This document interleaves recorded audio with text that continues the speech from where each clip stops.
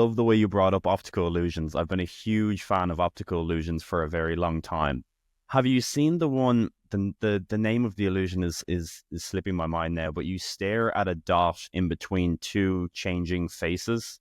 So you have two changing, they're usually celebrity faces, and you stare directly at a dot in the middle. So the faces are in your peripheral vision.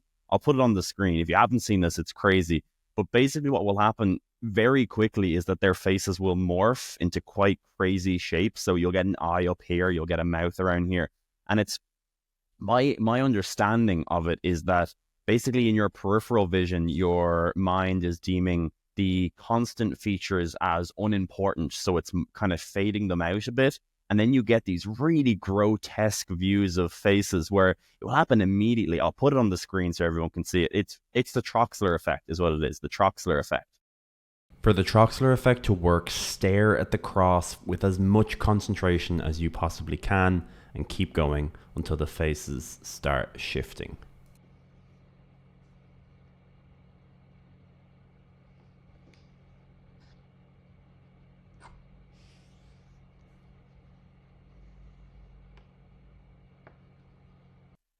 Oh, There's a well, few. I don't know that. I don't know that one. I'll be interested to see it. It's I mean, the Troxler effects. Rather, there is an effect called Troxler fading, which I understand as being something different. I think there's a few versions of it. So there's one where if you look at a cross in the middle and circles are going around, the circle will disappear. Yes. Again, the idea I think is that the brain is fading out things in your peripheral vision that it's deeming to be unimportant. Yeah, that's the Troxler effect. So if you have if you have sort of a patch of color in your periphery, but the borders are kind of blurry, then after a while the whole thing just disappears. Yes. And again, it's you can understand this in something like with something like the same reasoning that there's this kind of higher level prior or belief the brain might have that the periphery or your visual field is uniform unless evidence suggests otherwise. And if you have a really sharp boundary, that might suggest otherwise. But if the boundary is kind of blurry, then there's just not enough evidence for the brain to decide that, in fact, the visual field is not uniform and there's a patch of color there. Yes. So, yeah, but I haven't seen the one with the crazy celebrity face. I'm not quite sure how that would work. I'm not sure why then you'd start to see grotesque morphings of celebrity faces in the periphery. It's really weird. I'm so excited to hear your response, and I'll put it on the screen for people because it's so strange. Like, okay. I made a video of it, and I think from what I get in the comments, I think about 90% of people see it. And I think there are some people in the comments that will say, I've watched the video 10 times and the faces aren't changing. And then but most comments are, oh my God, Brad Pitt just turned into a monster with 3 eyes and it scared the hell out. Like, most people can see it and it's a really quite stunning effect, but I love it. Let's go to the illusion that broke the internet. Like, I don't know if it was 5 years ago now. 10 years ago. 10 years ago. You're gonna talk about the dress, aren't you? I am indeed, yes. 10 years ago. 10 years, that's crazy. It does not seem like 10 years ago. Okay. 10 years ago, the world exploded because there was a dress that was either black or blue or white or gold. And again, I'll put it on the screen. Talk about that dress. Well, it really did. I remember it vividly. This is why I'm confident it was 10 years ago, because I remember basically my life before that image and my life after that image. It came out, I think, on a weekday morning, and I remember because I was teaching a class at Sussex University where I work, and I came back to the office and there was just a ton of voicemails and emails and things, and what's going on? And it was about this image, the dress, and it had taken over the internet because, as you say, some people, about half the people, seem to see it one way, and the other half seem to see it a different way. And this was just fascinating for a couple of reasons. I mean, firstly, it was fascinating for this kind of sociological reason that if you saw it one way, it seemed to be impossible for people to believe that other people could see it a different way. And actually, this, for me, is the most interesting thing about it. It speaks to this kind of conviction with which we hold the apparent objectivity of our conscious experiences, which is just wrong. We have this illusion of naive realism. It seems as though we see the world as it is, when we open our eyes, it just seems as though these objects are out there and have the colors they have and so on. It doesn't seem to have anything to do with our brains, but of course it has everything to do with our brains. So I find that absolutely fascinating, and a kind of, if you like, echo or premonition of echo chambers in social media. Right. You just can't believe that other points of view are possible if you confuse your beliefs with reality. Well, it might be that for that reason, right? That conviction is like a brain mechanism so that we do hold on to a grasp of what our brain tries to convince us is reality. And if one thing started slipping in our experience, then what's to stop us questioning everything? And, that could be a slippery slope down into schizophrenia and not knowing what's real and what isn't. I think there's something to that. I mean, this is something, we'll come back to the dress in a second, but this is something I've definitely been interested in is this aspect of perception that you could call the phenomenology of reality, that things seem to really exist out there in the world. And right. This is not always the case. So if you look at the sun and then move, very briefly, don't try this at home, it's dangerous. But if you do, you get this kind of after image, and you don't experience that as real. You experience that as just something happening in your vision, but you don't confuse it with something out there in the world. And sometimes you can, in some sort of dreaming states, you can have lucid dreams that are not real, and so on. People with synesthesia, which is a condition where there's this kind of interesting mixing of the senses, often experience colors when they read black and white letters. But again, they typically don't confuse these colors with actual colored things out there in the world. So I think the fact that we perceive things as really existing in the world is not something we can take for granted. It's something the brain does. Yes. And it's also something that we can understand as very useful, because, as you say, if the brain didn't work like that, perception wouldn't be very much use. If we sort of walked around the world experiencing our perceptions as sort of, not really real, then we're not going to jump out of the way of a car when it's approaching us, or a lion when it's trying to eat us, or whatever it might be. So I think it's a very adaptive thing. But what I really love about working in this area is we keep finding things that you might just take for granted. Like, well, of course I see things and they seem real. And then you realize, no, that's just because it's very common most of the time doesn't mean that we should take it for granted. And then you realize, there's a lot more to discover when you start unpicking this. Yes. And you're exactly right. This is happening with the dress, which is why it took over the internet. Like, no, it can't be blue and black. It has to be white and gold. And back to that morning, I saw it as blue and black, and I'd never seen an example of this phenomenon before. I mean, psychologists had for a long time studied what is called color constancy.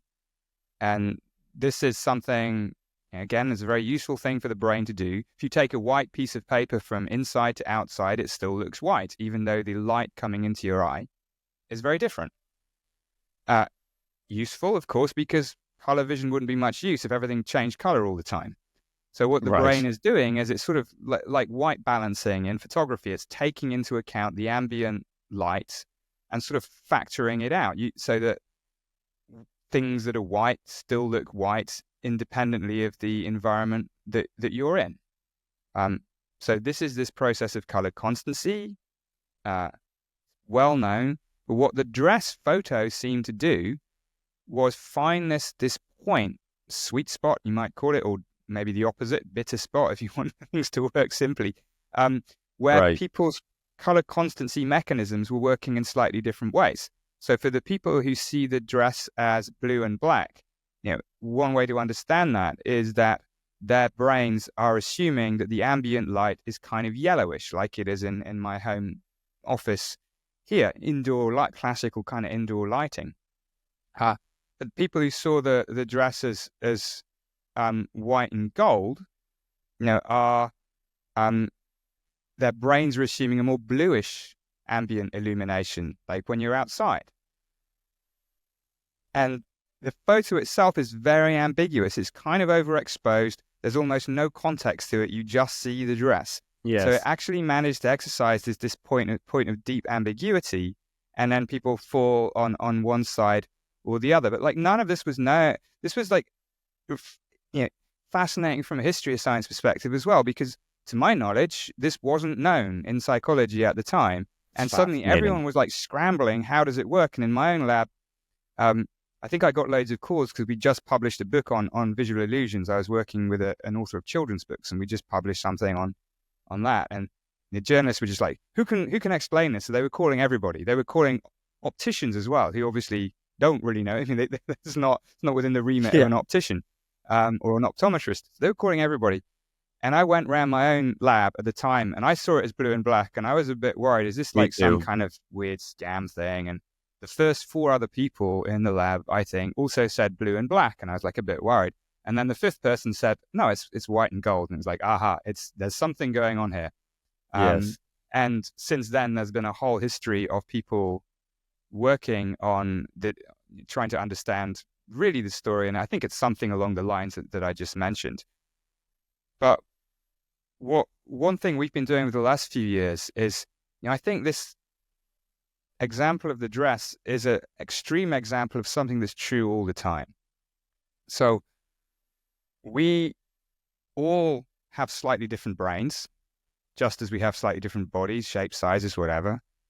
And so even when faced with the same or sharing the same environment, we're likely to experience it in slightly different ways. Not radically different, but slightly different. When it's radically different, like a florid hallucination or a dress that's either blue, black, or white, gold, then you notice because you use different words to describe it. And it's like, oh, hold on, I don't see it that way. But if, for instance, you experience the color red slightly different from me, we're still going to say red. If you experience the duration of 1 second slightly different from me, who's going to know? Because these differences are internal, they're private, and we feel that we see things objectively. So why should there be a difference? And for me, this uncovers the possibility that there's a lot more perceptual diversity between people than we might think. Psychologists have studied individual differences for a very long time.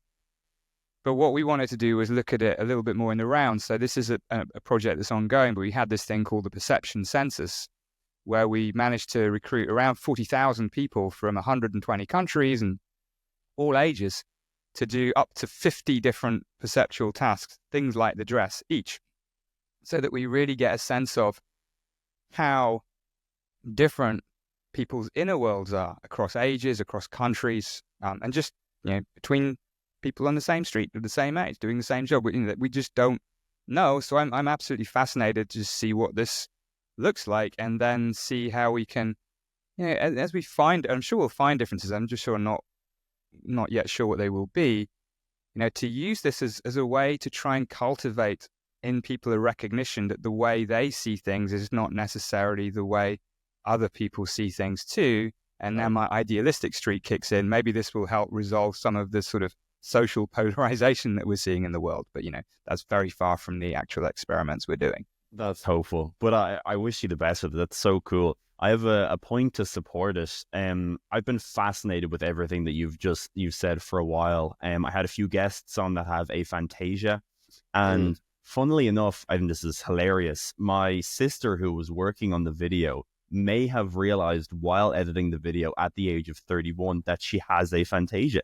She was doing research editing for the video itself, and an Apple test came up, and she was like, why not? I'll give this a try. She's an artist, very creative person, closed her eyes and was like, she called me and was like, when you do this test, can you see the apple? Like, you can actually visualize it. Like, you can see the apple, because I can't. And we were both just like, no way. Like, this is too funny to find this out from editing a video about aphantasia, that she might have gone 31 years of her life not knowing that I don't know if she has it, but she's probably on the lower end of the spectrum of ability to visualize images. And I thought that was fascinating. Like, how long might she have gone if this very particular circumstances never arose? Yeah, I remember back when I was an undergraduate in the 1990s, I learned about synesthesia, which, as we mentioned before, it's this the sort of one of the most common forms is grapheme color synesthesia, where letters have associated colors. And I was talking about this with a friend of mine called Rosie, and it was exactly the same thing. She was like, well, of course. What do you Yeah. mean? Like, what do you mean you don't see that? And it was the first time she'd heard of it, and it was will always remember that conversation, because Yeah. it wasn't that she was surprised that she had synesthesia; she was just surprised that the rest of us didn't. Yes. It's as normal to them as any other perception. I think the most insane one is the ticker tape type. Have you heard of this? Where when some people have it, where when listening to other people speak, that it's like a tape of letters are coming out of their mouth, spelling out the No, words that they're speaking. really? I was That's a talking new one for to me. I was talking to Dr. Kevin Mitchell about Mm. this, and he studied the genetics of synesthesia, and he said that's Mm. like a not incredibly uncommon one, which seemed bizarre to me. And if you talk to them, they're the exact same. It's like, what do you mean a tape of letters doesn't come out of your mouth when you speak or when other people speak? It's No. so amazing. I'll have to take this up with Dr. Kevin Mitchell. I'm not sure. I haven't heard of this one before, so I will follow that one up with I him. think it's called ticker tape synesthesia or something like that. I'll look it up after. I mean, there are some weird ones out there that I do know about. I mean, there's taste shape one, where different tastes have different shapes. Right. And I mean, yeah, there's a whole variety of other ones. But sometimes it's a bit difficult to know what counts as synesthesia and what's. So there's another one, for instance, called mirror touch synesthesia, where if you see someone being like touched on the face, then you might feel a touch in the same place, and that's called mirror touch synesthesia. But to me, well, this was a point made to me actually by my Sussex colleagues like Jamie Wood and Pete Lush, who've worked on this stuff. That actually that's almost more like a sort of empathetic response rather than the mixing of the senses. So Right. I think there's some borders where what counts as synesthesia is a little hard to say. In fact, we all have a certain kind of infrastructure of synesthesia, which we call metaphor. I mean, if Right. you ask, if you play someone a high pitched tone and a low pitched tone, and then show them like a white square and a black square, and ask them which goes with which, everyone's going to put the white square with a high pitched tone. Right. It's a things, and it goes beyond that. Some things sound bright, some things sound dark, and we're very used to describing things in this manner, and that's a kind of synesthesia. So it's maybe not surprising that the phenomenon exists, but what's interesting is when it goes beyond an association and sort of breaks through into our actual perceptual experience. Right. Like we as humans like to put things into qualitative buckets. You either have synesthesia or you don't. But kind of the more I learn, the more I realize that a lot of these things are spectrums. It's quantitative. So you could have degrees of synesthesia. I still think I associate motivational states with shapes in a weird way. Like a triangle means I just know I'm going to have a great day. It's going to be a hard working day. I'm going to get on the bike for 3 hours. I'm going to do razor sharp focus. Maybe it's about the sharpness of the corners. Maybe. A circle, I'm not looking forward to a circle day. I know I'm not going to feel good about a circle day, really. Interesting. It's a lot of sitting on the couch. It's not going to be most productive. I don't know. I think it's really, really fascinating. I could talk about it for a while. If you enjoyed that clip with the legend Anil Seth, then you really have to go watch our full-length conversation. It was the best episode I've ever put out. I'm really happy with it. Go watch it now.